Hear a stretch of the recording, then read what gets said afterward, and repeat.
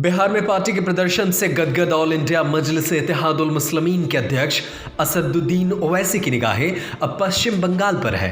ओवैसी ने मुख्यमंत्री ममता बनर्जी से हाथ मिलाने का प्रस्ताव दिया है। ओवैसी ने ममता के साथ चुनाव पूर्व गठबंधन की पेशकश करते हुए कहा है कि उनकी पार्टी आगामी विधानसभा चुनाव में बीजेपी को हराने में तृणमूल कांग्रेस की मदद करेगी।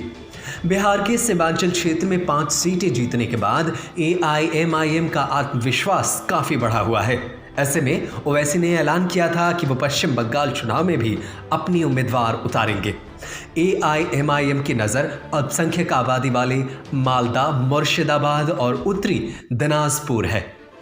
ओवैसी का TMC को समर्थन वाला बयान ऐसे समय पर आया है जब हाल ही में ममता बनर्जी ने AIMIM पर अप्रत्यक्ष रूप से हमला बोलते हुए कहा था कि कुछ बाहरी लोगों को परेशान और आतंकित करेंगे।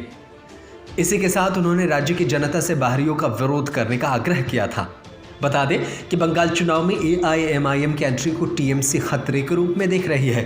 दरअसल इस बार विधानसभा चुनाव में मुख्य मुकाबला बीजेपी और TMC के बीच होना तय है।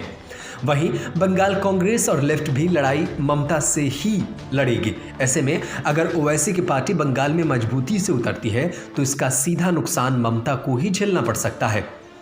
TMC सांसद सौगता रॉय ने बताया था कि AIMIM को भगवा पार्टी ने TMC के वोट प्रतिशत को कम करने के लिए लगाया है, जबकि कांग्रेस नेता अधीर रंजन चौधरी ने कहा था कि ओवैसी की पार्टी का लक्ष्य ध्रुवीकरण का है। अधीर रंजन ने कहा था कि लेकिन पश्चिम बंगाल आज़ादी के बाद से ही ध्रुवीकरण और सांप्रदायिकता की राजनीति को नकारता रहा है। अधीर रंजन ने इससे पहले AIMIM को बीजेपी की बी टीम भी बताया था। बंगाल चुनाव में ओवैसी की पार्टी ने एंट्री राजनीतिक दलों की चिंता और बढ़ा दी है। विधानसभा चुनाव में साथ मिलकर लड़ने का फैसला लेने वाली CPIM और कांग्रेस ने मंगलवार रात को बैठक की। बैठक में अगले विधानसभा चुनाव की रणनीति निर्धारित करने को लेकर चर्चा हुई। दोनों दलों ने अल्पसंख्यक समुदाय के जाने माने व्यक्तियों और समुदाय के नेताओं तक पहुंचने की योजना बनाई है। दोनों दलों ने मिलकर 18 दिसंबर को राष्ट्रीय अल्पसंख्यक दिवस पर विशेष कार्यक्रम का आयोजन करने का फैसला किया है।